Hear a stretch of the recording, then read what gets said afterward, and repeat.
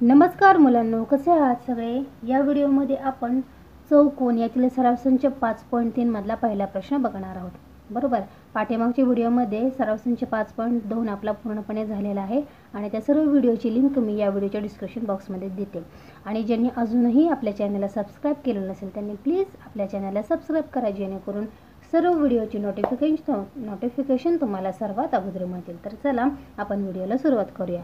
पहिला प्रश्न काय आहे बघा, चौकोन ABCD या आयताचे कर्ण O मध्ये छेदतात। बरोबर, आता या ठिकाणी बघा आपण एक आयत काढलेला आहे आणि त्याचं त्यांनी सांगितलेलं आहे की त्या आयताचे जे कर्ण आहे ते बिंदू O मध्ये छेदतात। म्हणजे या ठिकाणी जर AC म्हणजे हा जो कर्ण आहे, जर AC हे त्यांनी अंतर किती दिलेलं आहे, आपल्याला 8 सेंटीमीटर दिलेलं आहे, तर BO म्हणजे हे अंतर, बरोबर हे जे अंतर दिसते ते BO बरोबर किती हे अंतर आपल्याला काढायचं आहे।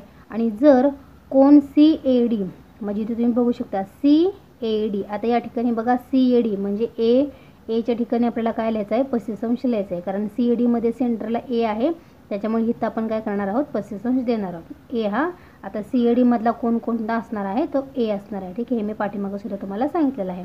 मग CAD A हा किती आहे किंवा CAD हा किती मापाचा कोण आहे, तर तो 35 अंशाचा कोण आहे। तर ACD म्हणजे मग आपल्याला हा कोण काढायचा आहे।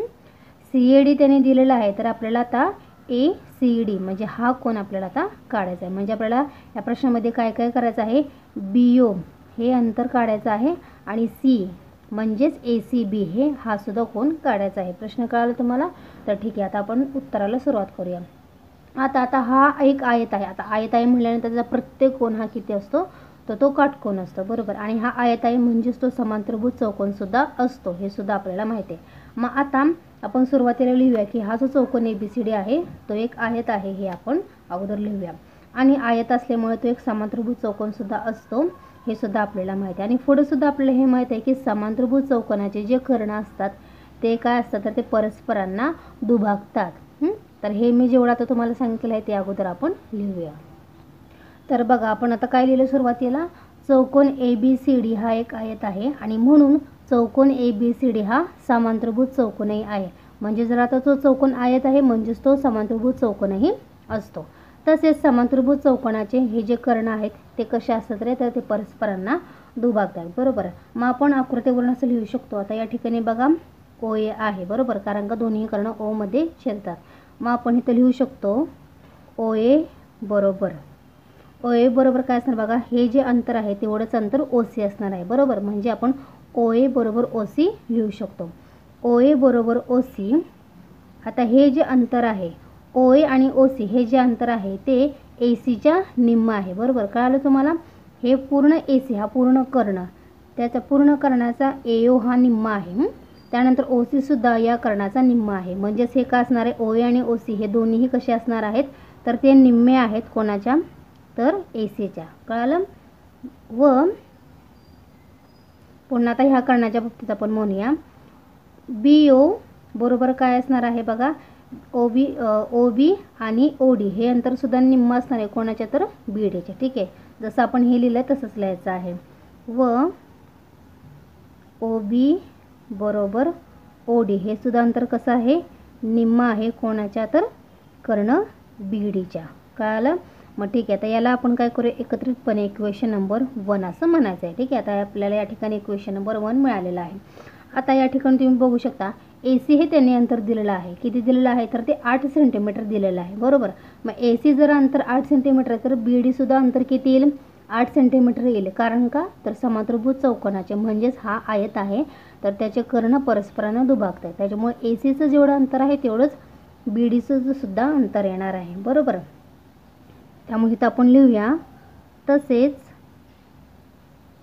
AC बरोबर काय आहे, BD आहे आणि ते दोघांचंही अंतर कसं असणार आहे, तर ते 8 सेंटीमीटर असणार आहे। बरोबर, याला कारण आपण काय द्यायचं, तर ते आयताचे कर्ण एकरूप असतात, हे आपण इथं कारण द्यायचं आहे।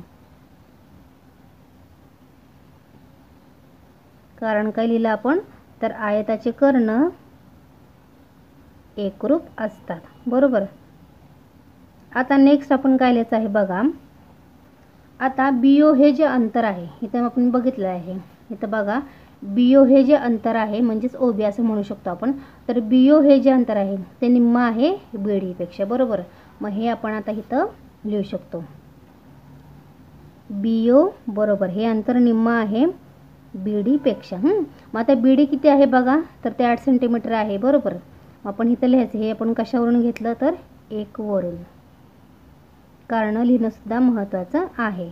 मग आता इथं आपण BO ची किंमत काढूया. आता 1/2 गुणिले BD अंतर हे किती आहे 8 आहे, म्हणजेच इथं BO ची किंमत मला किती मिळाली बघा, 2 के 2 चौक 8, म्हणजे BO मला किती मिळाला तर तो 4 सेंटीमीटर मिळाला. त्याचे एकक लिहिणं सुद्धा महत्त्वाचं आहे. BO मला किती मिळाला तर तो 4 सेंटीमीटर मिळालेला आहे, बरोबर.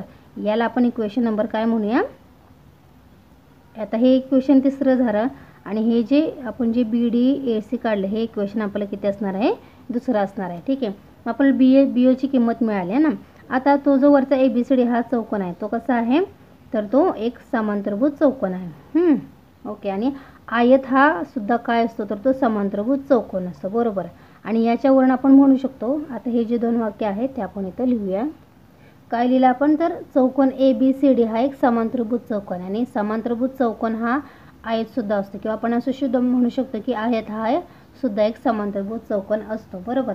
मग यावरून आपण असं म्हणू शकतो रेख AB, म्हणजे ही जी रेख AB आहे ती DC ला कशी आहे, समांतर आहे. ओके. आणि AC ही जी काय आहे ती या दोन रेषांची AC ही काय झाली तर ती छेदिका झाली, बरोबर. आणि यानुसार आपण म्हणू शकतो की कोण DAC, कोण DAC बरोबर कोण कोणता असणार आहे, ACD असणार आहे. ACD, कारण का हे बघू शकतो तुम्ही, ही त्यांची लाईन कॉमन आहे आणि एक हा कोण आणि हा कोण, बरोबर. मग याच्या समोरचा बरोबर हा कोण आलेला आहे, ही त्यांची कॉमन लाईन आहे, म्हणजेच हे परस्परांचे कसे कोण झाले रे तर ते परस्परांचे व्युत्क्रम कोण झालेले आहेत हे आपल्याला क्लिअरली दिसते, बरोबर.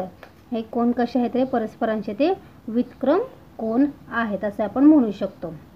आणि म्हणून त्यानुसार ACB सुद्धा ACB म्हणजे कोन C हा सुद्धा किती येईल रे तर तो 35 अंशच येईल, बरोबर. BO ची तर आपण किंमत काढलेली आहे ती आपली 4 सेंटीमीटर आलेली आहे. ठीक आहे. आता ह्याला कोण C, मग त्याच्यामुळे व्युत्क्रम कोणनुसार C सुद्धा किती येईल, म्हणजेच ACD हा सुद्धा किती येईल तर तो 35 अंशच येईल. ठीक आहे. अशा पद्धतीने हा आपल्याला प्रश्न सोडवायचा होता. आता हे जे 2 सेंटेन्स आहेत ते आपण आता या ठिकाणी लिहूया. तर आपण आता नंतर काय लिहिणार आहोत तर रेख AB समांतर रेख DC मी तुम्हाला अगोदरच दाखवलेला आहे, व रेख AC ही काय आहे त्यांची छेदिका आहे. आणि याच्यावरून आपण म्हणू शकतो की कोण DAC बरोबर कोण ACB हे सुद्धा आपण आताच बघितलेलं आहे. हे कशावरून एकत्र आलेले आहेत किंवा बरोबर आलेले आहेत, कारण का ते व्युत्क्रम कोण आहेत म्हणून. आणि व्युत्क्रम कोण असल्यामुळे काय असणार आहे, जी DAC ची जी किंमत आहे तर DAC किती आहे म्हणजेच कोण A आहे तो 35 अंश आहे ना. मग DAC जेवढी किंमत आहे तेवढीच ACB ची सुद्धा किंमत येणार, आणि म्हणून कोण ACB ची किंमत किती आलेली आहे तर 35 अंश आलेली आहे.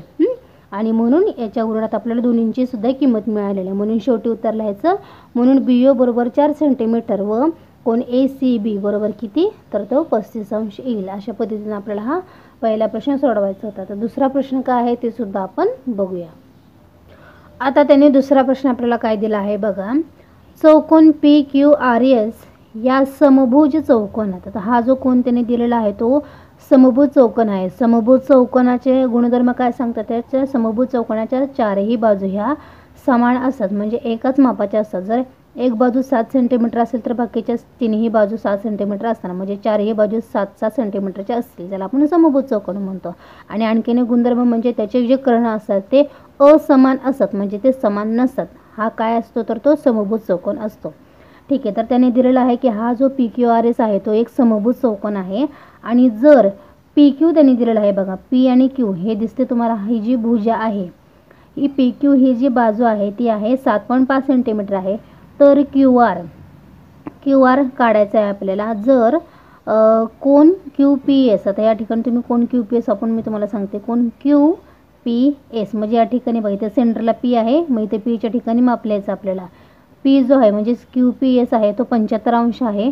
तर कोण PQR, तर कोण पी क्यू आर म्हणजे आता आपल्याला हा कोन काढायचा आहे. सेंटरला इथं क्यू आहे, आपल्याला हा क्यू काढायचा आहे. तर पी क्यू आर बरोबर किती आणि कोण एस आर क्यू आणि कोण एस आर क्यू म्हणजे सेंटरला आर आहे, मग आपल्याला हा कोन आर कोन काढायचा आहे. तर एस आर क्यू आपल्याला काढायचा आहे. बरोबर, म्हणजे आपल्याला कोणती एक बाजू काढायची आहे, क्यू आर ही बाजू काढायची आहे आणि त्यानंतर क्यू कोन आणि आर कोन हे आपल्याला काढायचं आहे. ठीक आहे, मग अशा पद्धतीने ती त्याची डायग्राम झाली. मग आता उत्तरमध्ये काय लिहायचं आहे बघा. आता चौकोन पी क्यू आर एस हा कसा आहे, तर तो समभुज चौकोन आहे ना, आणि समभुज चौकोनाच्या सर्व बाजूंची लांबी ही कशी असते, तर ती समान असते. बरोबर, मग तशा पद्धतीने आपण आता या ठिकाणी लिहूया. ठीक आहे, मग आपण इथं काय लिहिलं बघा. तर चौकोन पी क्यू आर एस हा कसा आहे, तर तो समभुज चौकोन आहे आणि समभुज चौकोनाच्या सर्व बाजूंची लांबी ही समान असते. हे सुद्धा मी तुम्हाला सांगितलेलं होतं. आणि म्हणून जी पी क्यू किती आहे, तर 7.5 सेंटीमीटर आहे आणि म्हणजेच तो क्यू आर किती येईल रे, तर तो सुद्धा येईल 7.5 सेंटीमीटर आहे ना.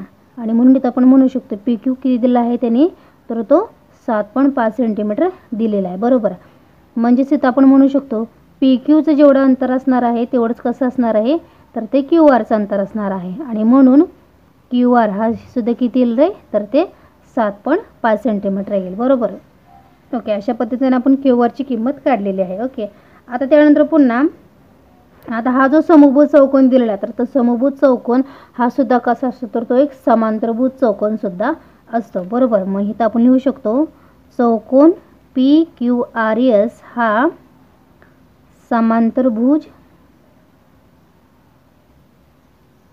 चौकोन सुद्धा असतो.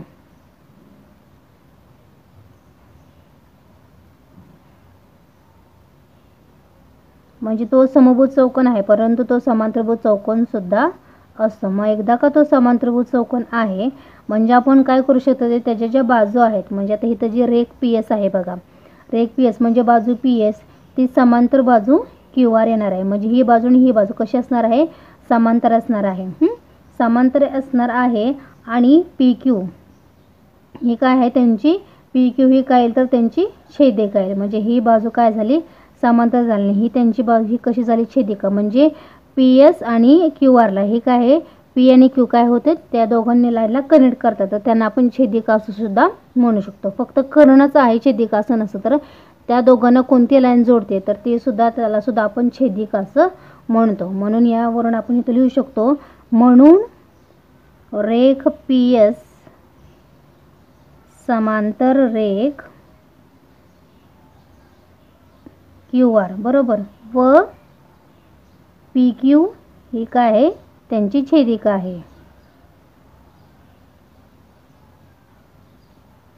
पी क्यू ही काय झाली, तर त्यांची ती छेदिका झालेली आहे. बरोबर, आणि एकदा का ते दोन समांतर संख्या झाल्या आणि त्यांची समांतर रेख झाल्या आणि पी क्यू ही जर त्यांची छेदिका होत असेल तर आपल्याला दोन अंतरकोन मिळतील. कोणते दोन अंतरकोन मिळणार आहे, तर इथं बघा, एकतर पी क्यू आर एक हा कोन मिळाला आणि दुसरा कोन मिळाला Q P S. Q P S म्हणजे हे दोन शेजारचे कोन मिळाले का आपल्याला, आणि ते कोन झाले, तर ते काय झाले, तर ते आंतरकोन झाले. मी इथं आपण लिहू शकतो. आणि म्हणून कोन पी क्यू आर आणि आंतरकोनांच्या मापांची बेरीज किती असते, 180 सुद्धा असते. मग ते आपण लिहूया आता, प्लस कोन क्यू पी एस हे दोन अंतरकोन आहेत आणि अंतरकोनांच्या मापांची बेरीज 180 अंश असते. कारण लिहायचं, कारण का ते अंतरकोन आहेत. बरोबर, आणि आता इथं काय करूया बघा, एका कोणाची तर किंमत आपल्याला माहिती आहे म्हणजे दुसऱ्या कोणाची किंमत आपल्याला कळेल. बरोबर, आता पी क्यू आर, क्यूची माहीत नाही आहे आपल्याला, पी माहीत आहे, मग आपण पी क्यू आर जे आहे ते आहे तसेच ठेवूया. कोन पी क्यू आर अधिक क्यू पी एस म्हणजे इथं पीची किंमत आपल्याला माहिती आहे, कोन पी तो आहे 75 अंश, ते आपण लिहूया या ठिकाणी 75 अंश. बरोबर, पुढचे जे 180 अंश आहे ते आहे तसेच येणार. म्हणजेच कोन पी क्यू आर बरोबर, आता 180 अंश आहे तसेच ठेवायचे, 75 अधिक आहेत पलीकडे गेले की ते वजा 75 होणार. बरोबर, म्हणजेच कोन पी क्यू आर 180 मधून 75 गेले किती राहिले, तर ते राहिले 105 अंश राहिले. म्हणजे कोन पी क्यू आर म्हणजेच कोन क्यू किती मिळाला आपल्याला, तर तो 105 अंश मिळालेला आहे. बरोबर, आता समांतरभुज चौकोनाचे सम्मुख कोन हे कसे असतात रे, तर ते एकरूप असतात.